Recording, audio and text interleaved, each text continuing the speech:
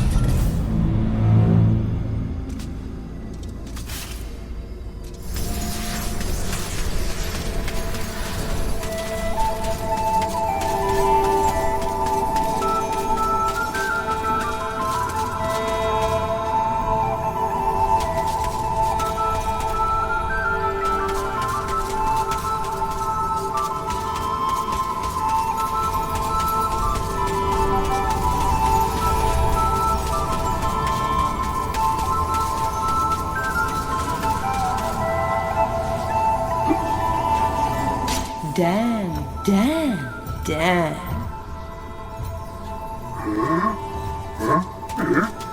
Don't be shy. I've seen you giving me the eye. You may be weak and feeble like old men, but I like you, Daniel.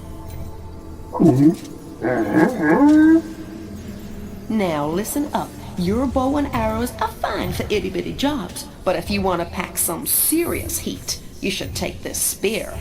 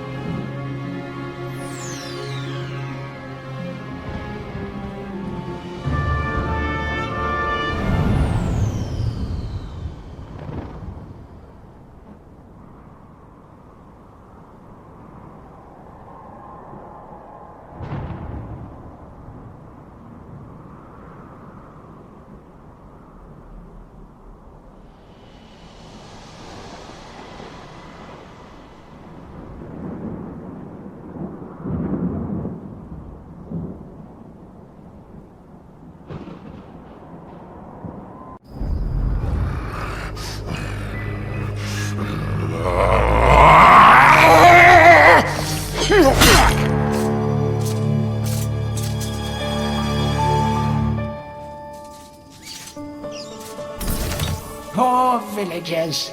The master possesses them. It mustn't hurt them. Hurt guards, though. They seek out an object of great power.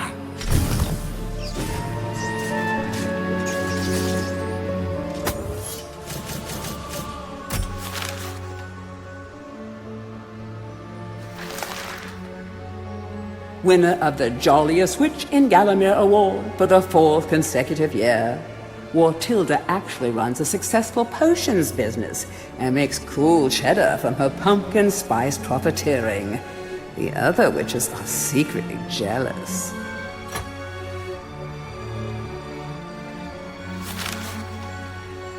These once good-natured pumpkins fell victim to the Pumpkin King's toxic influence. They're still tasty if you can convince them not to murder you, but perhaps you should think about things from their perspective. Well, how would you feel if someone wanted to scoop out your brains and carve a big, goofy smile across your face? Fresh off the vine, these baby boomers are in too much of a hurry to grow up. They can't wait to spread their pumpkin seed. Hypnotized citizens of a once thriving town.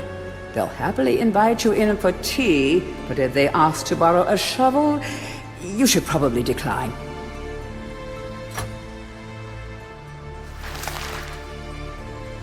A terrifying reminder of the perils of competitive vegetable growing, this sinister squash has become a terrible influence on his once peaceful pumpkin. Zarok's magic has created the ultimate superfood. This is one ghoulish gourd that's simply bustin' for a dustin'.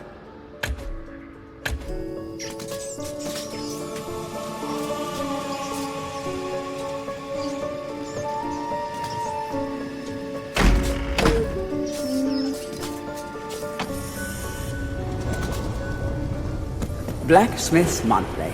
Old Man Willie Green of Gallowstown was awarded Smithy of the Season by our readers. His outstanding casts have produced many intricate and hard-wearing iron goods and sculptures. Willie only uses the finest of metals in his work, and is particularly noted for his magnificent busts. Old Man Willie was quoted as saying, Aye, when I get pumping on me bellows, there's no stopping me. It's all in the rhythm, up and down, up and down. I've always been inspired by the stories of Stan your Iron Hewer, the greatest smithy there ever was.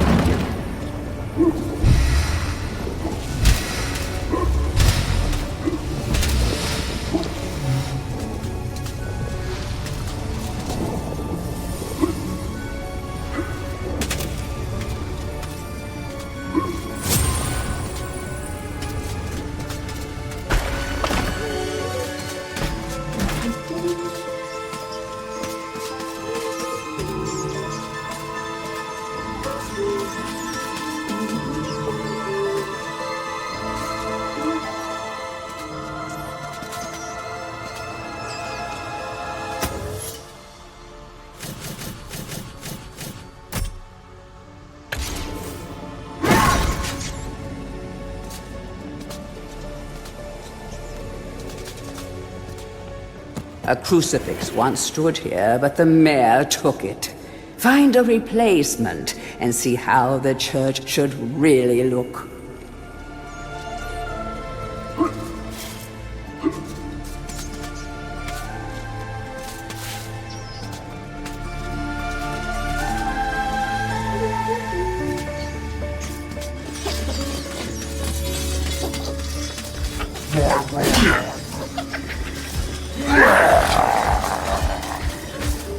I see you!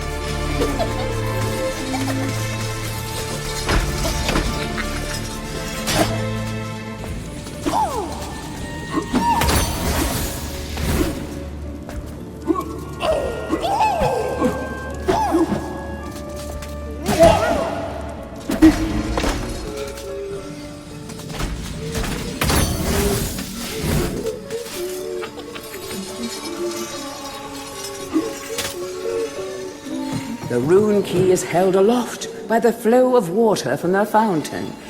You may have to wait for the next drought.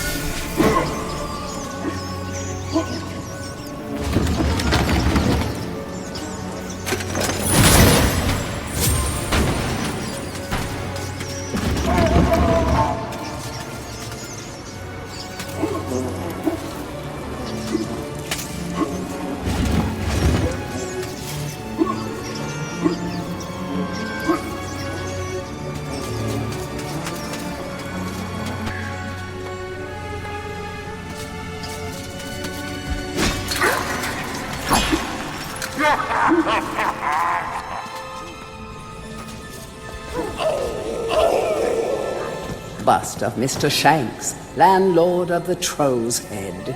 To clean the statue, lower the pedestal.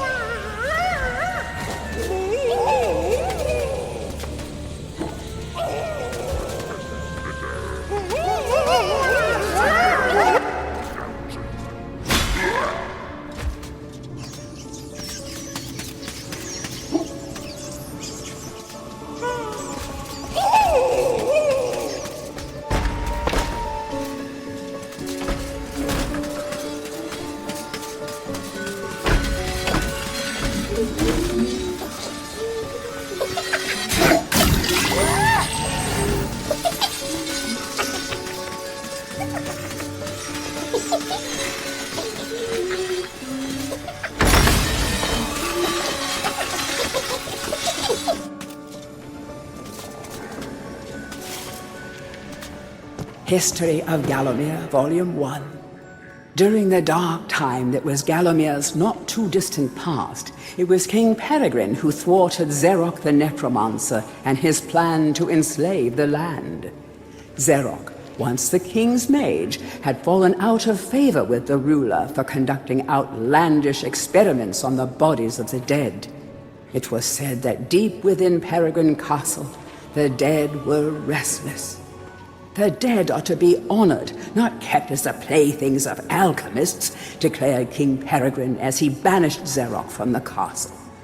All of Zarok's living dead were routed out and destroyed. Zarok, being an unforgiving soul, went into hiding and vowed to wreak his revenge on the king. History of Gallowmere, Volume 2. Rumors of ill-doing and dark deeds abounded through the land of Gallowmere. It was whispered that Zarok had employed the aid of shadowy demons to help build a vast castle. Under the cover of night, Zarok's dark army spilled forth from their corrupt haven. The army marched south across the Silver Mountains and through the Silver Woods. Soon afterwards, even the Pumpkin Lands belonged to Zarok. The folk of Gallows Town cried out for help. "Save us, good King Peregrine." Retaliation was swift and violent. King Peregrine's forces, led by the brave Sir Fortescue, drove Zarok's army back from Gallows Town. Oh, there was much rejoicing, but the war was not yet over.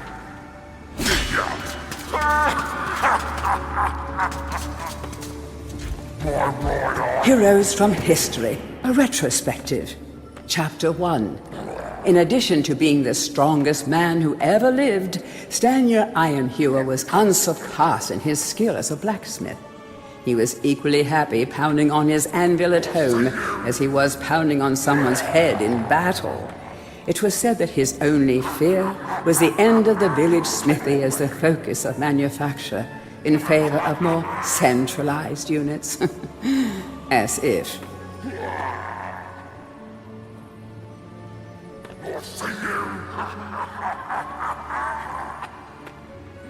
Chapter 2.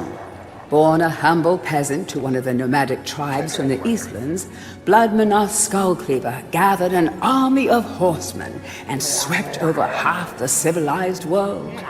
When he finally died, attempting a single-handed attack on a garrison in the north while armed only with a spike on his helmet, he was the richest and most powerful peasant of his day.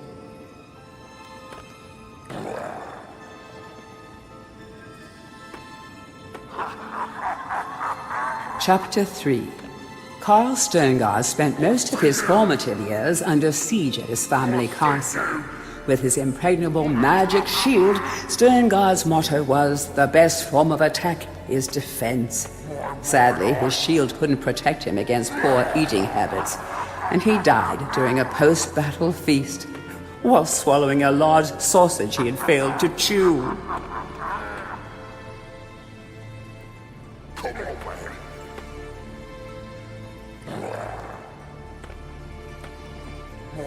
Chapter 4. Truly the hero's hero, Woden the Mighty was fearless, single-minded, and uncompromising. Unbeaten in combat, he inspired raw fear in friends and enemies alike, not to mention in close family members and pets. Chapter 5. Trained from birth in all forms of combat, Imanzi Shongama was the warrior queen of a tribe of Amazons. The bold and the beautiful Shongama banished all males from her territory, except the handful she kept on to mow the lawns of her people. Chapter 6.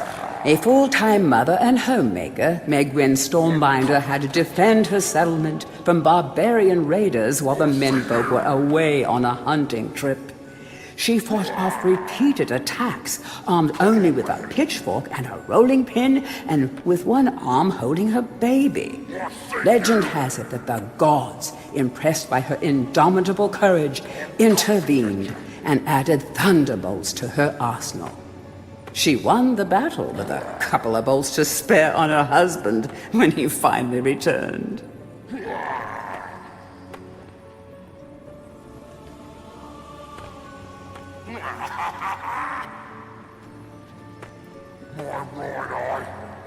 Chapter 7. Dirk Steadfast was a fearsome opponent thanks to his magic sword and a firmly held belief that only women defend themselves.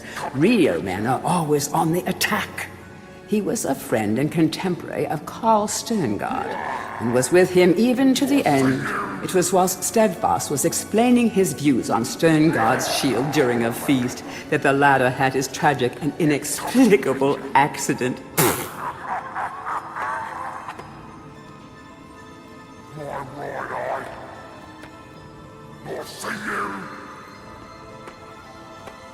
Chapter 8. Descended from the finest centaur Bloodstock, Ravenhooves the Archer was the last prince of his people. A proud and haughty aristocrat, he was an accomplished hunter, sportsman, duelist, playboy, raconteur, and 3 times Derby winner.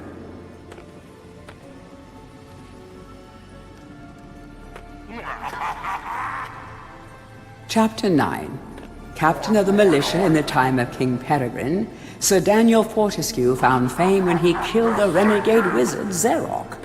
A career soldier raised in the royal household, he was adored by the men under his command, and renowned for his loyalty to Gallowmere. It was said that Fortescue was always destined for greatness. With his square jaw, steely gaze, and thick shock of hair as black as raven's wings, he looked every inch the hero.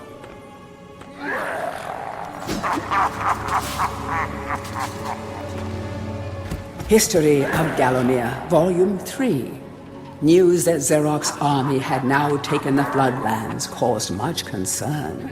From this vantage point, Zarok could march west to take the Enchanted Forest.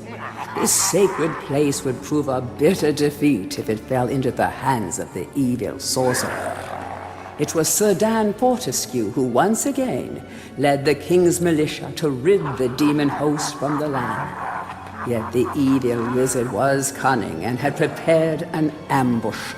Titanic battle ensued, of which history has never seen the like. It is said that the day would have gone to Zarok, but for the skill and valor of one man. Fortescue led the charge deep into the massed ranks of the undead, felling Zarok's bodyguard, the fearful Lord Kodok, and before finally succumbing to his own mortal wounds, slew the traitorous sorcerer with a mighty sweep of his sword.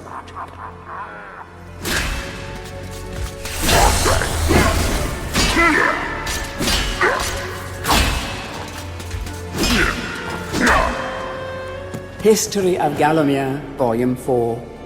The forces of evil were destroyed, but at a terrible price. None but a handful of the king's militia returned from that field.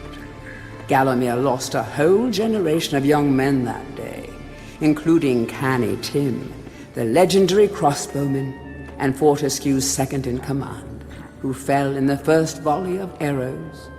Zarok's body was never found, though if it lies unmourned in an unmarked grave, then no one in Gallowmere would shed a tear.